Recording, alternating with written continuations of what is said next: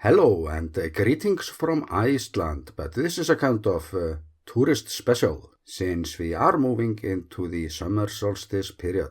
And what a place Iceland really is for that, especially here in the north, of course. But I have been showing you some samples lately, but this can be very interrupting as I'm often editing into the night.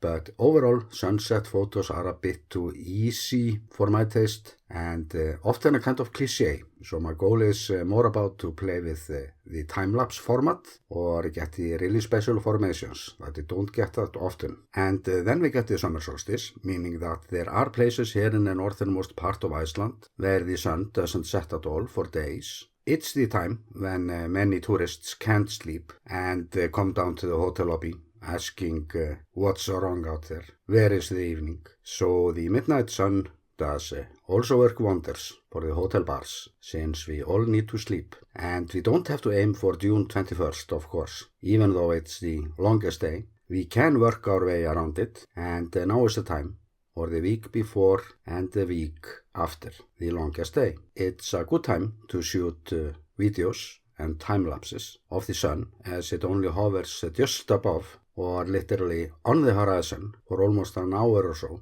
or before it starts to rise again. And that's a subject that's so worth going after, especially when it comes to videos. But then you just can't get an unhindered view to the north from just anywhere. And the north coast is, of course, by far the best place. And if we use webs like the sun calculator I'm linking to, we can calculate how low it goes from any given spot at any given time. Like if you want to capture a video with the sun lower than this, perhaps halfway below the horizon, or when we can't see whether it's rising or setting, we do only have a short time frame for that, like 2 weeks at the most, depending on the location. But this thing with the sun going up and down is just such a cliché.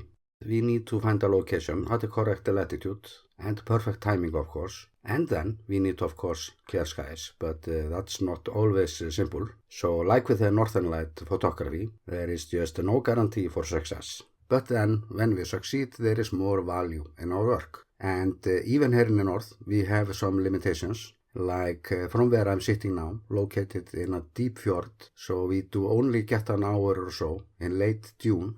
So the golden hour around here, when the sun sets by the mouth of the fjord, is only this brief period. Then the mountains start to ruin the view, or the whales start to interrupt. So then we need to move further north to see this curve-free view. So what I'm gonna do now is to make some location suggestions from my own local knowledge, but there are of course many other options that you can find with the sun calculator. So this is only a short tour by the so-called Arctic Coastway, or just to sell you the general idea that everything is better up north. And my first suggested location is on this peninsula by the north coast, the one that's closest to Reykjavík, or around 3 hours drive from the city. It's a rural place, meaning less chance to run into other tourists, but wide open to the north. And if you want bonus features like seals, that's the place to go to, or Skagaströnd. Next we have the Flatir Sky Peninsula, and just north of the town Ólafsfjörður, we can find spots all around, but it's a bit tricky to get down to the coast from a highway. You cannot do it just anywhere, so I would prepare for that one during daytime. But this is not so rural. We are very close to the beautiful town Ólafsfjörður that's very much alive during summers for those who prefer full service around. Then we move to the mouth of Eyjafjörður, where we can find a good parking spot by a road tunnel entrance. And it offers also this old road up to this mountain, only usable for hikers and those who prefer more elevation. But note that it will of course mess up the sun calculator a bit, which is set to sea level. And across the fjord to the east we have the Flateyjarskagi Peninsula. The roads there are still closed, and it's only for serious hikers to do a trip there this time of year. So we skip it now and move over to this bay called Skalvanda. It's actually possible to be shooting from this beach, but we might have to plan that one pretty well, since the Tjörnes Peninsula could block the view as we get closer to July. And the Tjörnes Peninsula is actually a great place with a wide selection of locations, but mostly with some elevation, and that's not for all.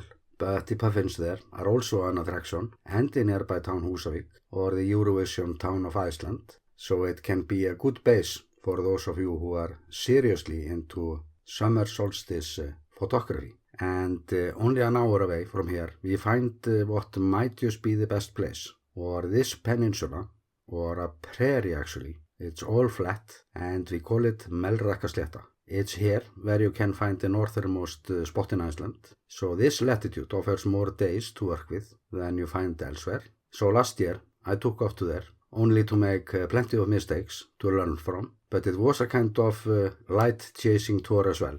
So I didn't mind so much. But I got the location and the timing perfect. But I didn't know how the sun's curve would play out till the end. So by a mistake I used my 200-500 millimeter lens. And even though I was using as little zoom as I could get away with, or 200 millimeters, I ended up with a way too small frame in order to get the whole curve. But mistakes are to learn from them. So I'm wondering now if I should do a time-lapse from photographs next time. But to use the video settings is the easy way.